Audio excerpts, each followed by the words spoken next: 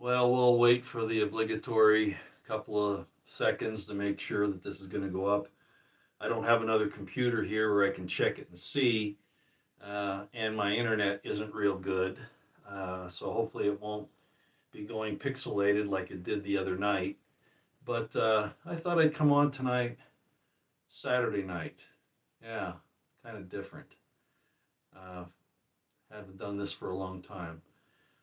I'll start talking as soon as I. There we go. Apparently it's up now. All right. Yes. Good. All good. Great. Great. Great. Uh, this is going to be a different one. All right.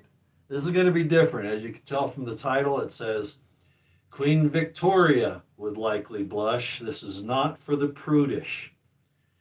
And what made me decide to do this? Well, as you know, I've been a critic of certain religious concepts of male female relationships and how they almost to the point they won't say that they're degrading them or diminishing their importance, but in fact, they often do. And I'm not going to go into the details of that tonight. But what brought all this about, by the way, is a post. If any of you follow me on X, you'll know that I did a post to Rabbi Botich. You might know him as Rabbi Shmuley, and he's in and out of the social media and on MSM and other places all the time. He schmoozes with people like Senator Ted Cruz, people like that, and he's kind of rough, in a lot of ways. And if I were in his presence having a discussion, he and I would definitely cross swords. But years ago, before I knew that he was going to get into all these things, by the way, the text that the post that I sent him was that, he's not a very nice guy, in fact, and I'm not talking about his ideas on sex. So I even quoted a book that he wrote many years ago. You can still get it, and I've got it here. Actually, I bought it. I bought it when it came out because, of course, I'm very much into what marriage really is. That it doesn't involve the state, or it shouldn't. You shouldn't have a third party in there. George Bruno and I would agree with that, as well as Richard Cooper and some others, for lots of reasons. I do it not just because of I don't believe that they have any business in my relationships. Yeah, the Constitution even says so, but also because it is kind of a spiritual thing. What in the world are you doing, bringing a temporal government, especially the wicked ones that we have involved, into your situation? It's just a recipe for heartache, which I have experienced, as I'm sure many people have. So at any rate, I addressed Rabbi Shmuley about this, and that I agree with him on his marriage things. When I called him out for doing perverse things, I was not intimating even some of his sex toys. Okay, by the way, if you have children in the room, you might have them flee. This is going to be more of a grown-up talk. I'm in red to kind of warn you. Yeah, this is pretty serious stuff, and it might be a little risque, a little taboo, those types of things, but I'm going to do it anyway. So again, talking about Rabbi Shmuley, I said to him, I'm not upset with you for your sexual toys, or your explicit talk about that or whatever. That really doesn't bother me, because amongst adults it shouldn't. I wouldn't market his things the way he does if I were to have something like that, but that's another issue altogether. I was talking to him, trying to tell him that what I disagree with him on is how he defends certain Middle Eastern country and the political organization around that, even to the detriment of good, honest, faithful, Torah-observant Jews who disagree with him as well. So that was the basis of it. But then, like I said, I brought up his book. By the way, I've got scotch, which proves, again, this is not a spiritual discussion, as I would normally call it, although it has those overtones, because in my view, the relationship between men and women, by the way, I'm not talking about, the same-sex things or anything like that. I'm talking about male-female relationships, hopefully in the sense and in the environment of a good covenant, contract, mutual understanding, those kinds of things. make room for, consenting adults and all that, but for sure, we're talking about male-female relationships. Some of the things I'll discuss tonight some of the things I show you will have those other things talked about in their subject matter, but I reject those for a lot of reasons. A lot of people wouldn't, but I do. Okay. So anyway, here's to you tonight, Saturday night. Here's to I hope a lively discussion. At least I am going to try to get to the chat if I can. By the way, you see, I think that I got this turned around, right? You can see that the way it should be. You can read that saying Harley Davidson. You can see that, it's right side up. Can you tell me if that's right or not? You might also tell me, let's see what else can I give you here to tell me things looking good. See if you can read this. Does this look like you can read it? Can you see what that is, or is it backwards to you? Maybe you can let me know. I think I finally found out what the problem. It's still backwards. You're kidding me. I have done everything I can with YouTube and with my camera to try to fix that, and I do not understand what the problem is. All right. Well, we'll just go with it. So everything you see here tonight will be backwards still. I have no idea. I've made settings on my camera. You have the mirror image switch and all that. I've tried that. I've gone into YouTube. I don't know what the problem is. So I just took a picture. I think my thumbnail turned out right side, didn't it? I think it did. Hold the mirror to the screen. So, in other words, this turns out to be an internal YouTube deal for whatever reason. Okay, well, anyway, here's to you all. As Jackie Gleason used to say, probably I'm older than a lot of you, so you probably don't even know who he is. How sweet it is, right? Okay, so everything's going to be reversed. I've done everything I can to try to fix it. I don't know what the problem is, but we're going to move along, okay? Okay, so Rabbi Shmuley wrote this book, and this is the impetus for this video tonight. Rabbi Shmuley wrote this book, and it's going to look backwards to you. I'm sorry again, but it's this book here. It's called Kosher Adultery. Kosher Adultery. He doesn't talk about adultery in here being a good thing. Don't think that. That's not what it is. It's kind of a catchy topic, title, to get your interest. But what he does talk about in here are relationships between men and women. And he definitely is, as a good Jewish guy would, rabbi in particular, he says, you shouldn't have sex during a woman's menstrual cycle. We're not talking about menage a trois, more than two, one man, one woman together, at a time, that kind of thing. And of course, what would be considered non-sexual relationships. In other words, because real sex is between a man and a woman, so anything other than that, he says is bad. Okay, so that's good. Even though, as most of you know, in that little Middle Eastern country that he defends so much, those types of relationships are protected. Even the other ones with the little ones, So they're not Torah observant at all in those regards, but that's all done because of certain things that the Talmud says. And Talmud isn't all bad. Sometimes when I talk about it, people think that it's wicked from cover to cover through the whole volume set, which is like 24 volumes.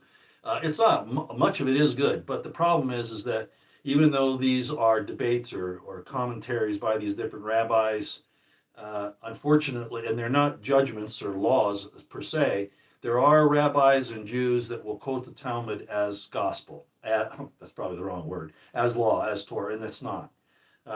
So that's the problem. And there are some other things in the Talmud that are difficult, but at any rate, I just bring that up so that you know that there are good things in there as well as these problems with quoting stuff that justifies some of their real wickedness, okay, when that's not the case. So anyway, kosher adultery, he's talking about relationships, and it's very, very good, actually. I first got this book back in about 2003, 2004, about the time I was writing my book, The Crimson Thread, right in that time frame. I was gathering a lot of other things that I had studied and researched for the last couple of decades before that. And so then I was getting into, Jewish life as well, which I'd actually taken part in with some special people that kind of helped me to do that. So I have books on Judaism, different authors, you know, encyclopedias, those types of things. Jewish literacy, I can see a copy of it over there. Jewish literacy, for instance, I've got that. So at any rate, I really immersed myself in it. And it was after I'd done all basically the scriptural studies, historical studies, those types of things, that then I got into, things like this. And really, I was very, very pleased with the way he wrote this. There were only a couple things in here that I disagreed with when I read it, and I'll tell you what those were, okay? He does talk about how to keep, if you listen to George Bruno or Richard Cooper or Rollo Tomasi, those kinds of people that talk about relationships, you'll find out. I think there's what's her name. Anyway, there's a lady on there that's really good. She used to be an anchor or something like that. I forget her name right now, but at any rate, they talk about these relationships and how to cultivate them. What to look out for. Not to spend time on things that are a waste of time, but to look for the genuine burning desire, and all those kinds of things. Honest people that want to build, not destroy. And that's what he talks about. He really does. He does talk about different ways to enliven your relationship, spending time apart and then coming back together. And he talks about the menstrual cycle of the woman as being the key to that, which builds more desire for each other as you separate for a short period of time during that time. And that all those things are actually good. I appreciated all that. The thing I didn't like, and I've heard other rabbis talk about this, is that you should have your intimacy in the dark. And he doesn't say that you should do that all the time. He's just talking about one aspect of this. And I heard a couple of other rabbis talk about this. You should have your intimacy in the dark so that you don't get honed in on any particular thing, like the beauty of your wife, for instance, or the handsomeness of your husband, or the sexual organs or other sexual parts of the body. So there's that thing. And I disagreed with that, with him on that. And I don't think he's pushing it all the time, because at other times he talks about when you're having intimacy with your loved one, with your spouse, you want to be close enough where you can feel the breath, you can look in the eyes, so that means you're in the light, where the other suggests that you're in darkness, you don't see anything. And there are rabbis that say if you have these intimacies in a place where you can see your spouse, your wife or your husband, that's pornography. And that's nonsense. That's total, absolute, unadulterated nonsense. Okay, we're made to appreciate each other's bodily forms. Okay, they aren't. They're approaching too much Christianity and control at that point when they talk about that, making that dirty, because it isn't. Okay, so that was the one thing I disagreed with him on, was doing it in the dark. And there were a couple of others, but that was the one that stood out. And the reason, and why that's so funny, is because if you do it in the dark, how do you know who it is? Oh, because your souls meet. Things feel the same. You can tell, you feel the faces. Well, there are two stories in the Bible that kind of put a real lid on that whole idea. And the first one is Judah, who is out on the road and he's kind of feeling like, he needs a little time with a woman, and he sees a prostitute, and he pulls over, and she's dressed up, she has her veil on and all that, and he goes in onto her. So obviously he's not seeing what her face looks like. He just wants to get the deed done, which is all like doing it in the dark. And as a matter of fact, it may have been in the dark. He didn't know who it was, right? So later on, of course, he finds out it's his daughter-in-law, who of course lost her husband, and there was a whole issue about onanism and all that came out of that. And of course, she bore two sons, twins, Pharez and Zerah, who get into the Bible story. It has a lot to do with the crimson thread that I talk about. So that's one example where that's not such a good idea. And the other one is actually quite a bit earlier, with Jacob, Israel, when he went into his father-in-law to bargain for Rachel. Leah was the older daughter, They say she had weak eyes. That means actually something different than not having good eyesight, but that's another story I've talked about in the past. But anyway, so there was Leah the older and then Rachel the younger, and Jacob wanted Rachel. So he did this bargain for her, for 7 years, and finally, the marriage happens, and he goes into the tent, and he does the thing, in the dark, I guess, something. It was Leah. It wasn't Rachel. And when he finds out, he's really upset. So anyway, you can see the disadvantages of that. And I think it's wrong to say that you do it in the dark and you can't appreciate each other. Okay, that's just crazy. But that's kind of the control. When I wrote my book, I Wed Three Wives, which I got here as well because of the subject matter. I even mentioned in there that the sex is one of the things that they use to control you. They want to control that aspect of your life, and you shouldn't, right? You shouldn't. So, or they shouldn't. They shouldn't control that aspect of your life. And even Rabbi Shmuley says that once you're married, in particular, there are no boundaries as long as both the man and the woman agree that there's no force or fear or anything like that. Pretty much anything goes in the marriage bed. And even Paul said that, right? Whoever the Paul writer was, he says the marriage bed is undefiled, no matter what. And then he throws a bunch of other stuff in there, about things, but that's typical.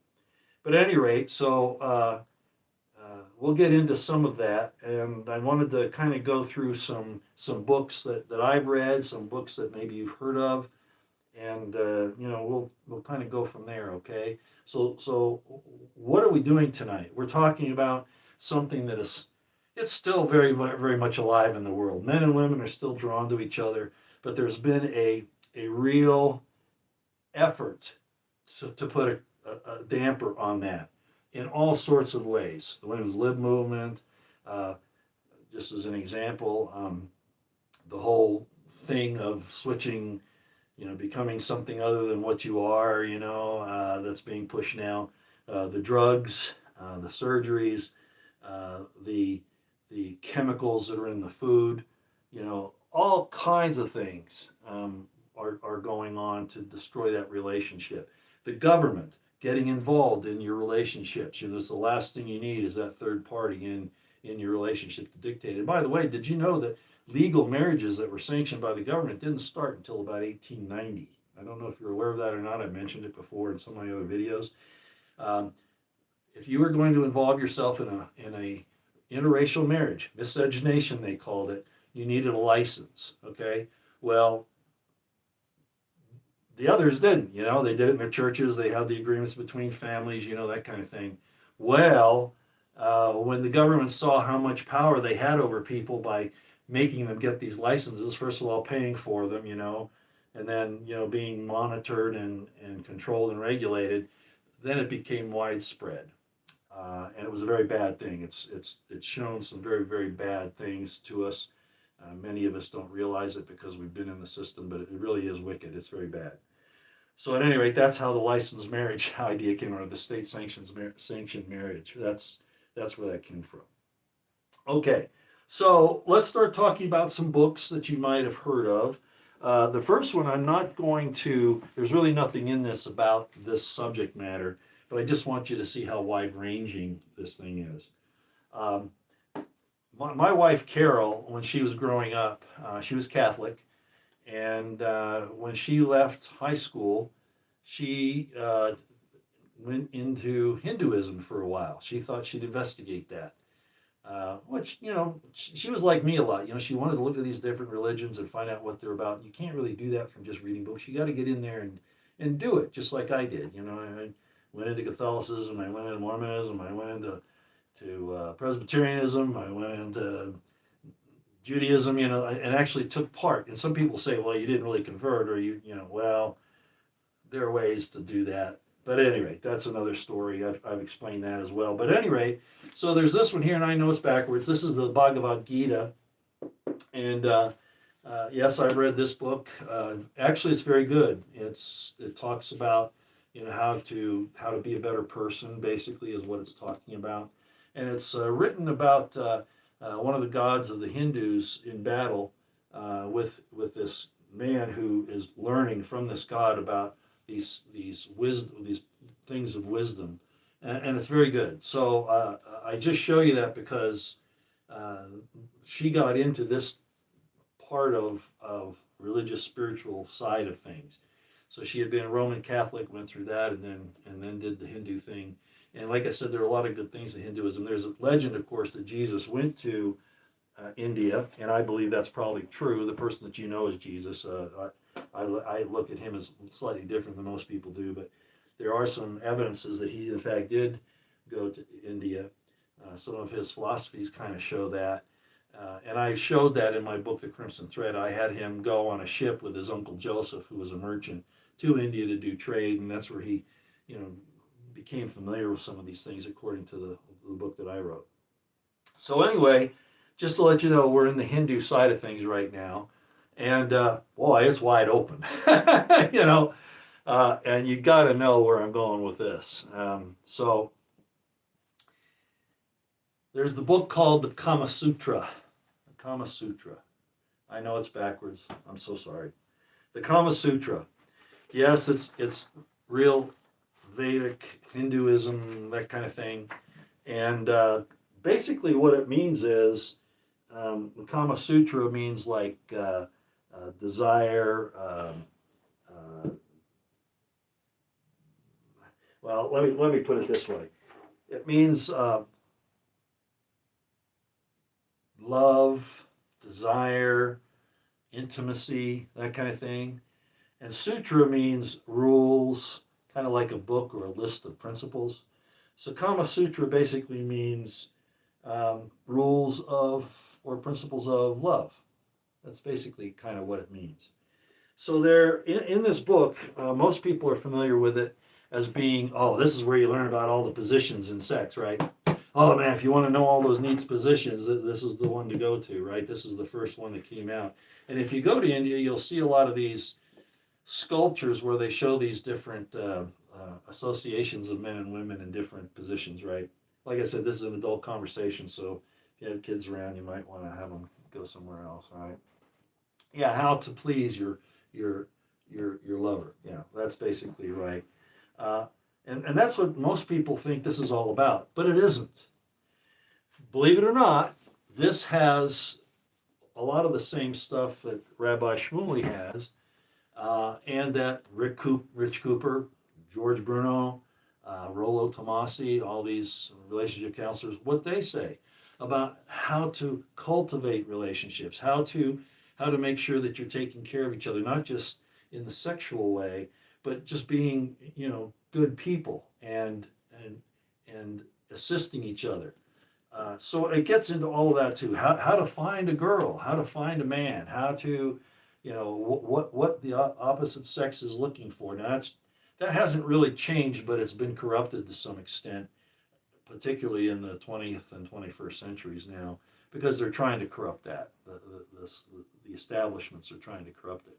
There are countries, for instance, Russia, that now realizes or has for some time that, hey, they've got to recultivate this man-woman relationship. So they actually get people to get rewards for getting married, and particularly to have children.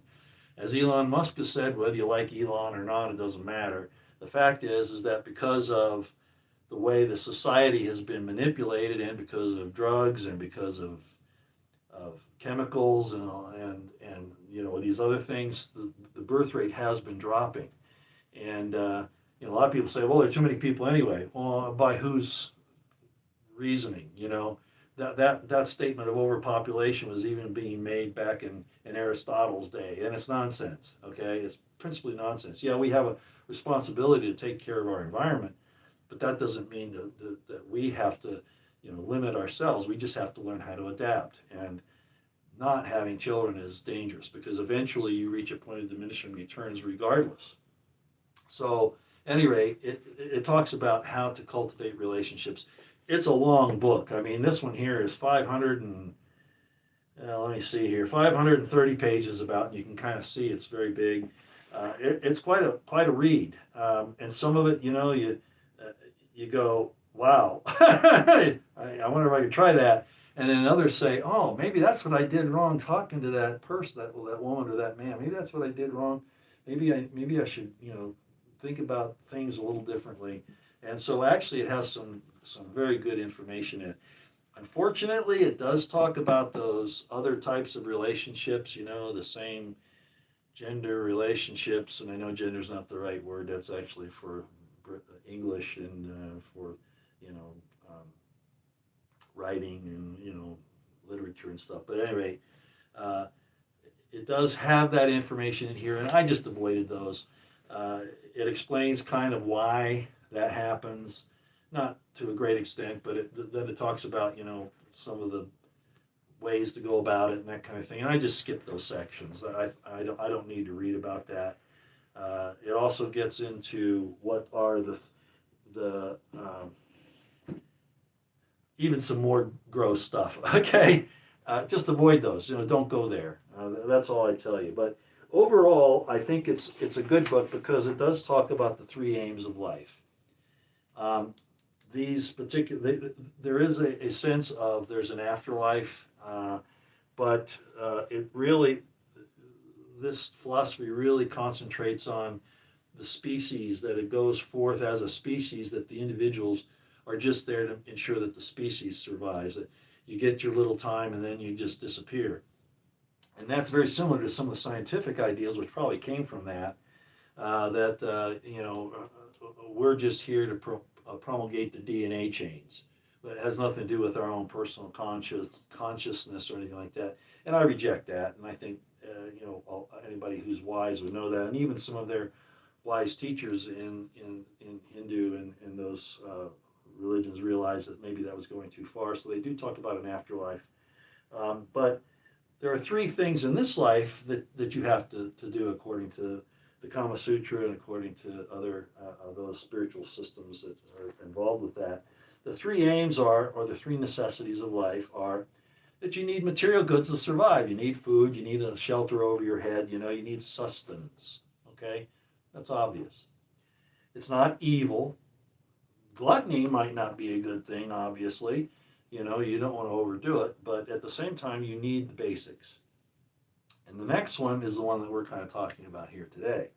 Erotic practice. That's what we call the Kama, okay, in Kama Sutra. Kama.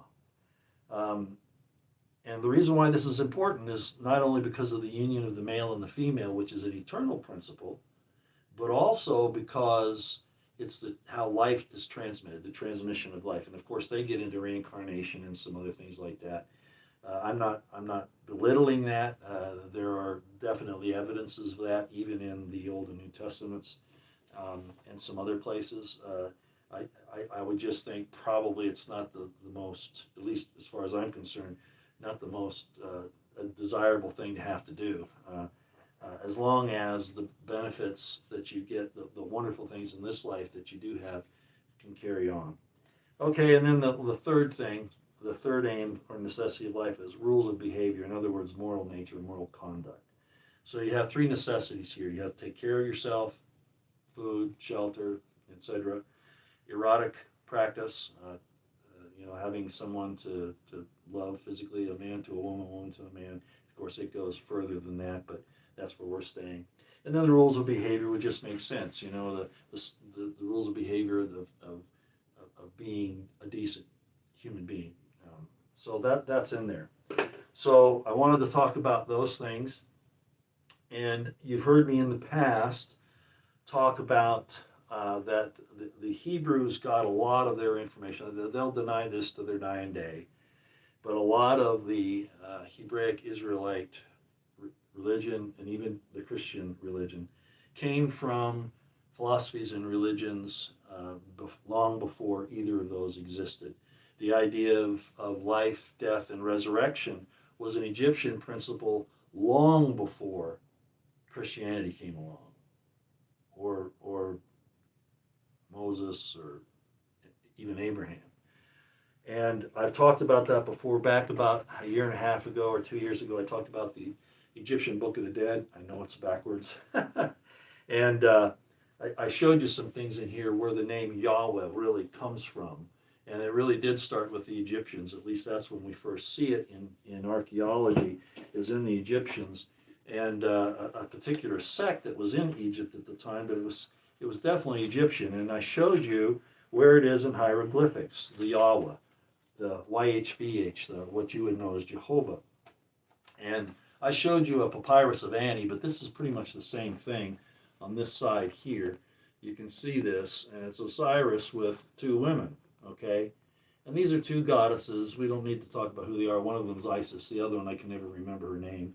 But that's actually the name Yahweh, Jehovah, in hieroglyphics.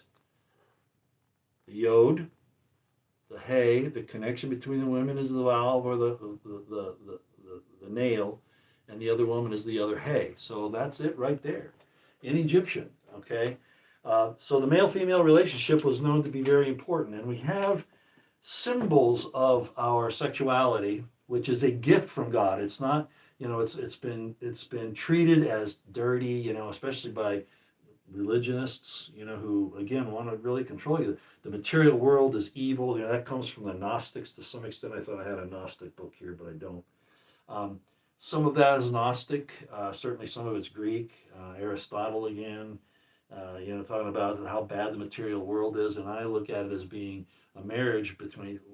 We are a marriage between the physical realm and the spiritual realm. That's absolutely a marriage. Our body is a temple. It is important that we have both a physical and a spiritual side. And frankly, a total spiritual side is really no better than a total physical side, if there even is such a thing. So, at any rate, it's important that we do the things and we don't shun what this blessing gives to us. And intimacy with our loved one, our wife or our husband, is definitely one of those things. And as I explained in Kosher Adultery by Shmuley and the Kama Sutra, and even with Paul saying the marriage bed is undefiled, all these other things about these prudish ideas, lusting after a woman to look after her, I really doubt that Jesus said it that way. What he was talking about is really, as I talked about before, is trying to work a married woman away from her husband. That's wrong, and that's really what he was talking about. And there are some things in there that prove that. But you know what one of the most erotic books is that you can read? You really want to know? I'm not talking about Playboy or one of those. One of the most erotic books that you can read is this one right here, the Bible. In all of the explanations of the association of Israel with God, it's described as a marriage covenant. The man and female marriage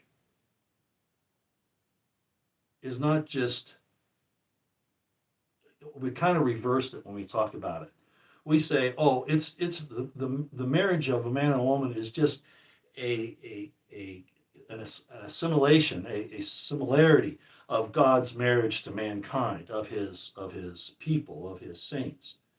But he still used that for the association, what it's like. It's that important. It's not something to be denigrated. It really is important. And it's all through here. Using the marriage covenant between a man and a woman as an example of God's responsibilities to us and us to him. It doesn't mean that that's all our marriages are, is to reflect, our devotion to God. That's, in other words, that it's not really something that's all that important. It's just to teach us, or whatever. And I'm not explaining that very well, but I think most of you should know what I'm talking about. They constantly want to talk about that this is a mystery. The marriage of a man and woman is a mystery, but I talk about, the mystery of Christ and the church. Well, the point is, the marriage is so important that was the example that he used, and we are not to take it lightly. But this is the most erotic book around. And there's one portion of it that if you really want to get some juicy stuff, and I know you can't see this, Song of Solomon.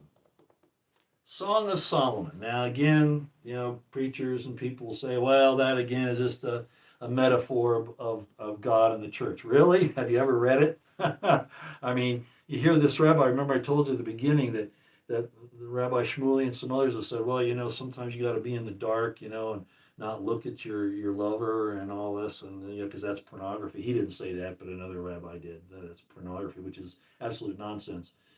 You read Song of Solomon, and you have no doubt in your mind that they're appreciating each other as men and women. They're appreciating those parts. So I know people will probably be a little nervous about that, but that's because we've been trained that way. Yes, it's necessary to have responsibility and to love someone so that you don't hurt their feelings, that kind of thing. But no, this tells you all you need to know about what that's like, even to the point of lusting after your loved one. And lust isn't bad.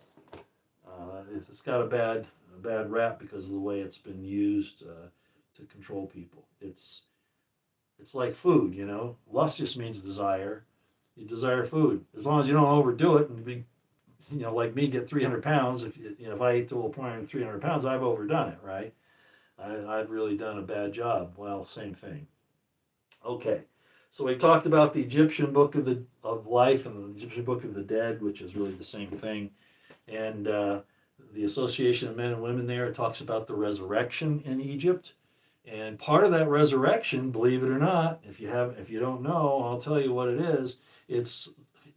I had a rabbi who was also an Egyptologist who told me, he says, "You know what resurrection really means?" And I said, "Well, yeah, it means that the body comes back to life. That your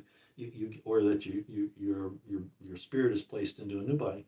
And I don't mean just reincarnation. I mean that there's this type of system in the heavens as well.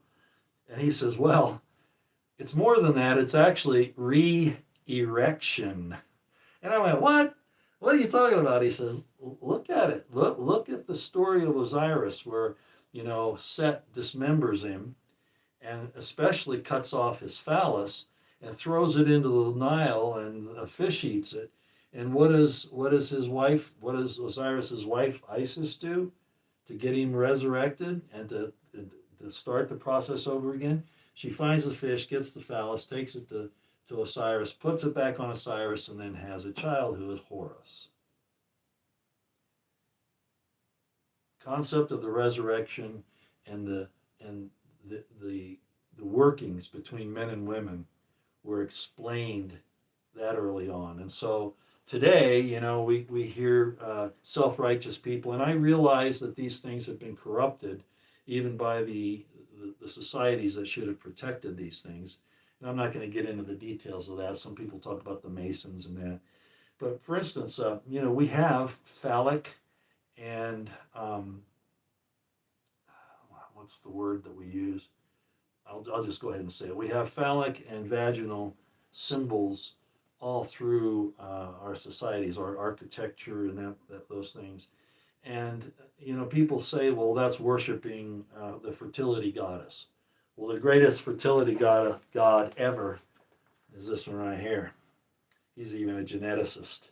So to put that down as being evidence of evil, that you talk about our reproductive power, and especially that union between men and women, that connection, to say that that's something evil and that only the secret societies talk about it, you're really having a problem with reality. Why would you denigrate the greatest blessing that God has given you? And all of us don't get to partake in it. There are people out there who have never been able to get married for one reason or another. And it's sad. Is that all going to be corrected in one way or another when things are put in their proper order? I believe so. But still, it's a hard way to go. And once you have it, and you have it good, I don't mean a bad relationship, but when you have it good, you miss it, okay? And you should. You should. So I just wanted to talk about those things tonight, just a little bit. Hopefully this hasn't pixelated too much, And I don't know why the picture got reversed again, but like I said, it's got to be something that YouTube is doing because I can't figure it out. Most of you know, as again, well, Roy, man, you've really had it big, and I've got a whole section in my playlist here on my background in plural marriage, which wasn't, by the way, just a Mormon thing. Actually, I first learned about it studying the Bible on my own and these other pieces of subject matter.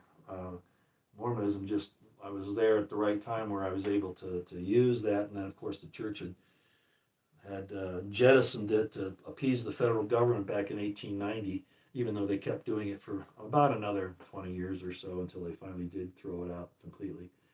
But now anybody that's like that, that's involved in that, they look down upon. When before it was a sign of, hey, you're trying to do the right thing. And I've talked about that a lot with the Muslims, the Islamic people, for instance, and others, why their people are outnumbering, especially white Christians, because you white Christians have these prudish ideas about what marriage is because of your concept of what Genesis says and what Jesus said, which has all been corrupted, as I've said before.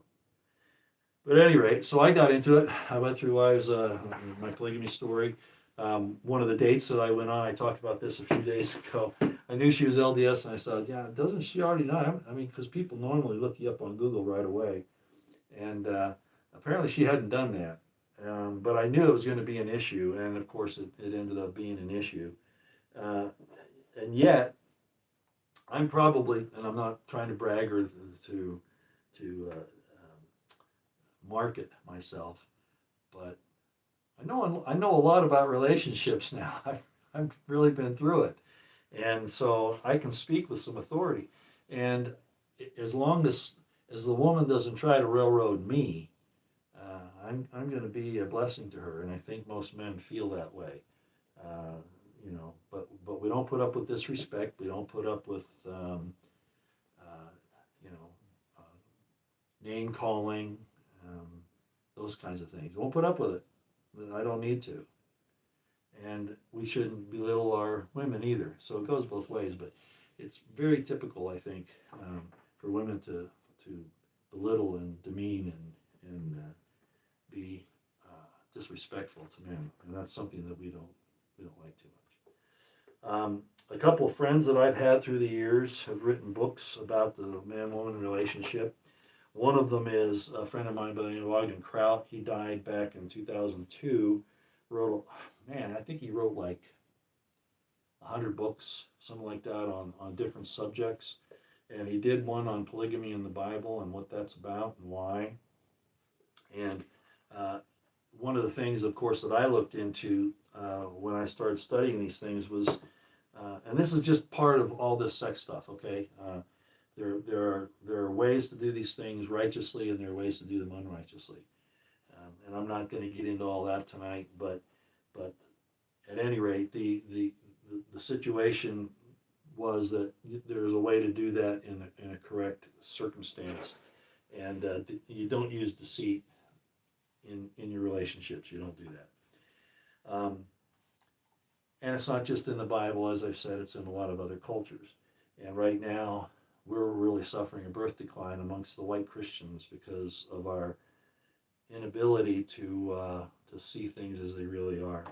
And then the one that really started it all off back, I think it was in the late 40s or early 50s, Ogden wrote his first book, and this was it. It's called Jesus Was Married, and boy, did that cause a stir. And he makes a case as to why, if Jesus was who he said he was, a Messiah, as I pointed out, he had to be married. Even the scriptures talk about the Messiah, the Mashiach, having to have his seed, his train, and those types of things. Has to be in the image, which is male and female, and I've showed you that in the name Jehovah, right? The Yod, the Hey, that's the man and the woman. You sometimes call it Yah, but then there's the Vav and the Hey. So there's a lot in that word, and it's based, as I just showed you, on the Egyptian. Okay, the Egyptians actually were, and probably before that. I mean, this has been around for a long time. So appreciating our ability to have these intimate relationships in righteousness, of course. And there are different ways to do that. I'm not going there tonight to tell what's moral or immoral. I'm not doing that. Just saying there's a righteous way to do it and an unrighteous way. And if it's done in the right way and you offer it up to God and everybody in the situation understands, the man and the woman or whatever, God just might sanction it. He might just say, yeah, I'll sanctify that. That's why I said the other night you need to get your own covenant with God. Don't depend on somebody else to make it for you. You go make your own. Plead your case before God and ask Him to sanctify what you're doing if it's righteous. And it's quite an experience if you get that. It relieves a lot of stress and a lot of anxiety. Okay. Well, I just wanted to show you some of this tonight. I think I'll go back to my scotch now. And I will look at some of the, let's see if we can get some of the,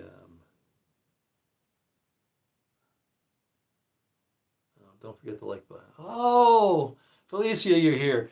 Yeah, you're probably saying, Roy, what are you doing all these live streams now? You said you weren't going to. I know. And it's not a habit. It's like, and you know how it is, Felicia. It's not that I miss it. I didn't have a date tonight, and I thought, it's Saturday night. I don't have a date. What am I going to do? I ought to talk about Rabbi Shmuley and his book and all this other stuff that's similar to this. So anyway, it's good to see you there. And I'm sorry I got to reach up and see what these are. Okay. And I don't have my glasses, but Betty Beckler, is that what it said?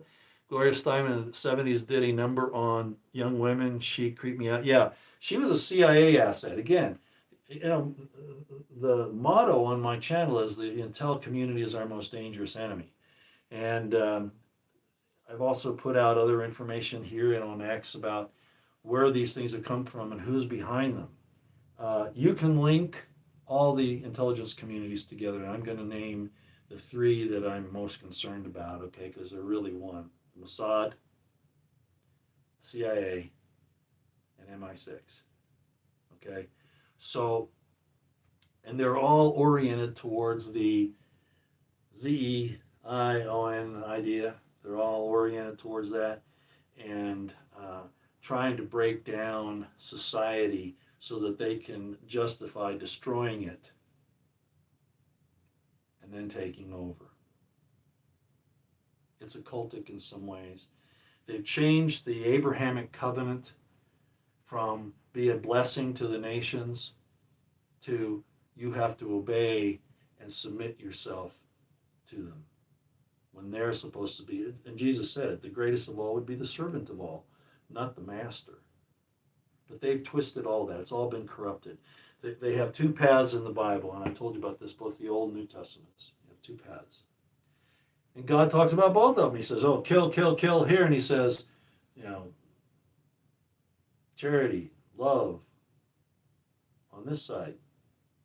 Now, as it says, of course, there's a time of war, a time for peace, a time for this, a time for that, et cetera, and that's true. But when you get on this one path only of destruction, of supremacy, of war, of trying to take control, you're on the wrong path, even though you think God has told you to do it. And He lets you do that to show you that you, and I don't mean my audience here, I mean the people that are guilty of this, that they have a problem in their soul because they wanted to blame their bad behavior on God's permission to them.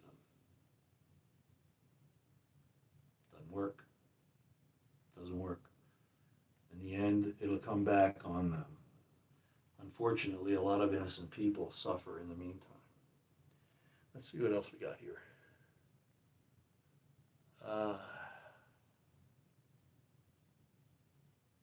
Yeah, I agree with that 100%, Felicia. Nobody can tell you what to do in the bedroom with your spouse. I absolutely agree.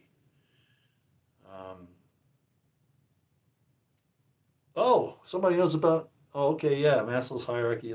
You see it in Kabbalah.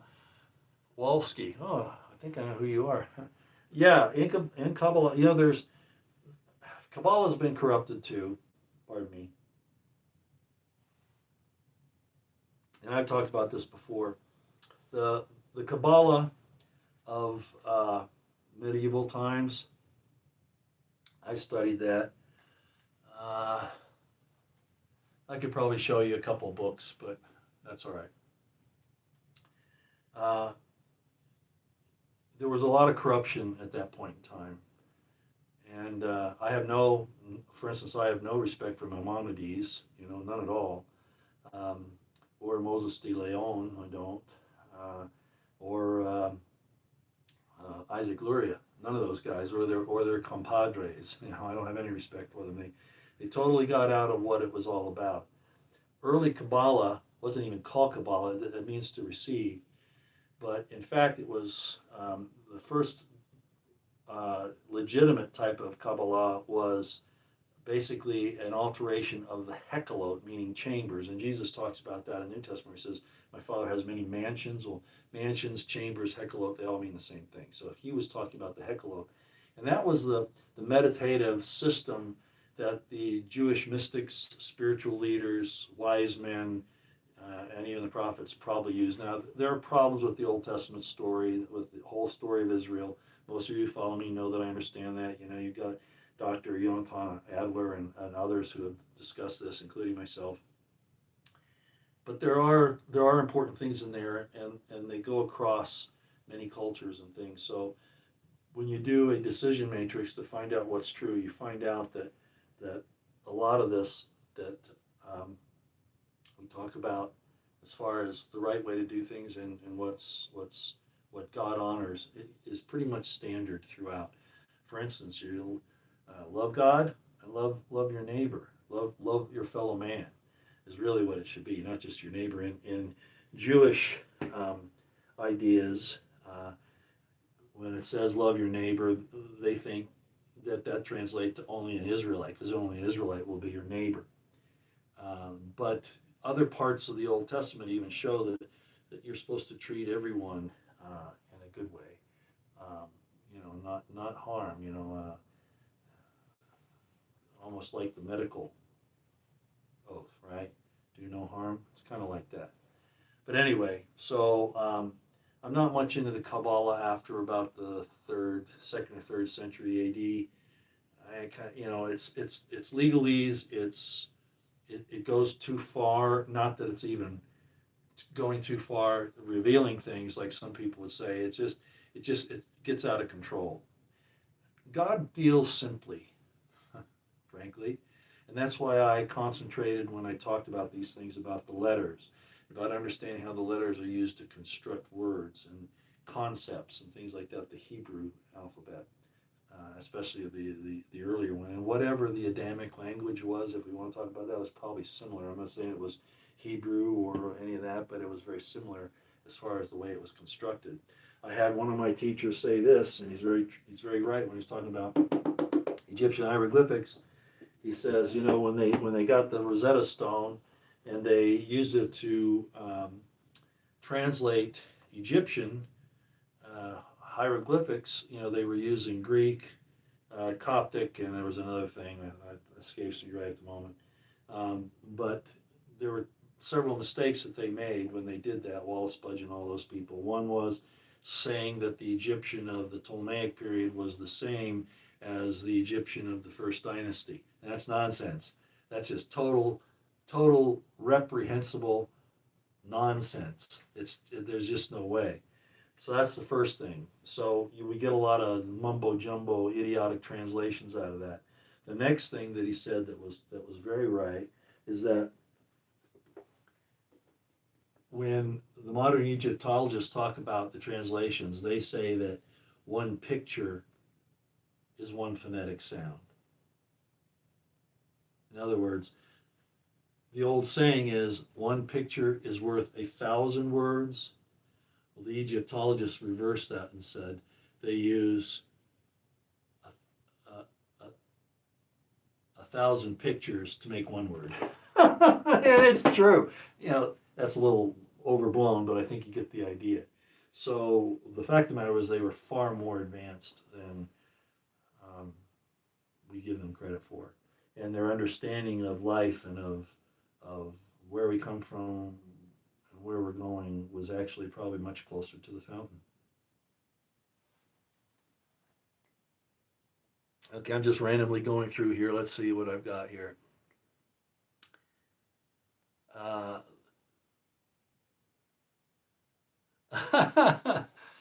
Walsky, the old lady, has to put a bag over his face and then turn out the lights. Which reminds me of this. Maybe Rabbi Shmuley, these guys have not a bad idea. Mark Twain, as a matter of fact, he said, talking about Mormon polygamy, and he looked at the wives of those early Mormon polygamists, and they certainly weren't any American Beauty contestants. And the way he said it is, I have to give those Mormon men credit for doing a great Christian charity when you look at their wives. That guy, he was something else. Okay. And you're right, it would be completely weird to not see your lover. They've just gone too far. Again, they're trying to dismiss the importance of the physical and material side of our existence. And if things are true, if the Egyptians, for instance, were right about it, if Jesus was resurrected, then the idea is and not the Pauline idea which is the Gnostic idea that he's just in this spirit nebulous, the mist or whatever, or just disembodied, whatever.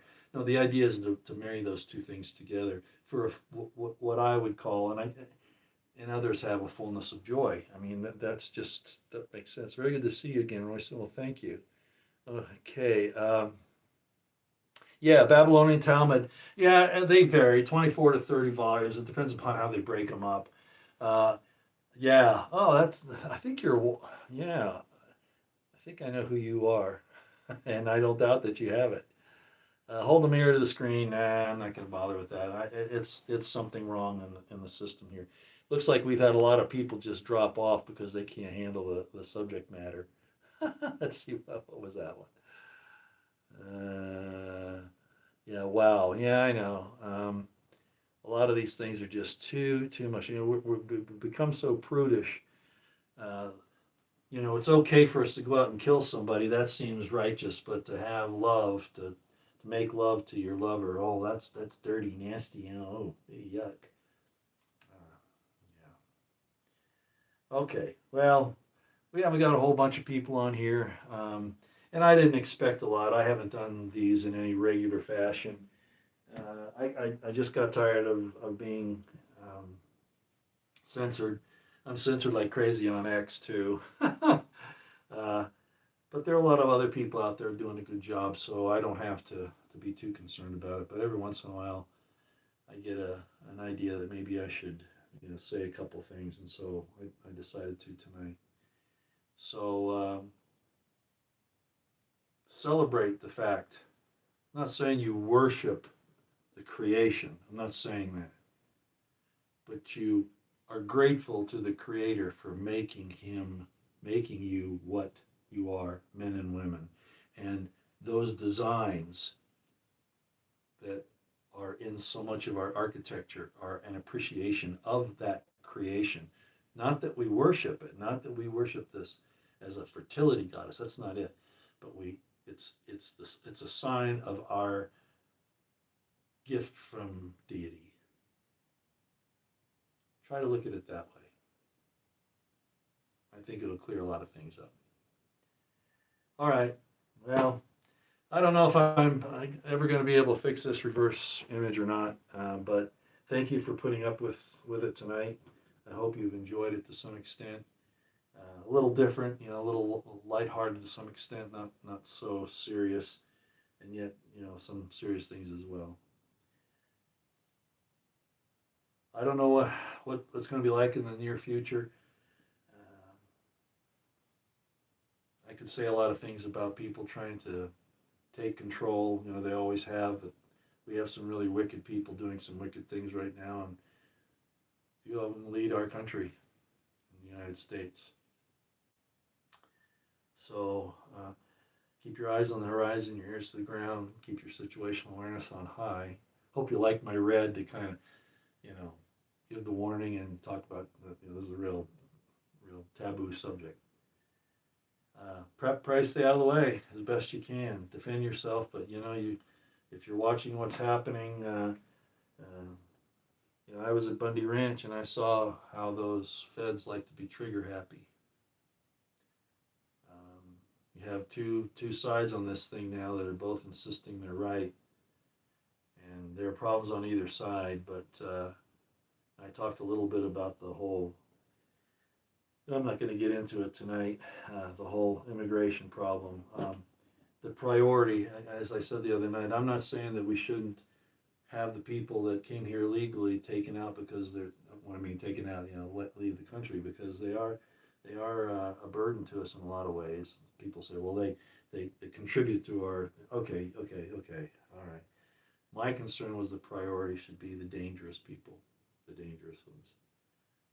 Because that could turn foul real fast. And now, unfortunately, the whole thing is being turned on its head, and it's not going to turn out well. And that's just going to be another issue that they use, not just to divide us, but to destroy us. It's all by design. Okay. Out here for now. Have a nice night, okay? Saturday night. Take care.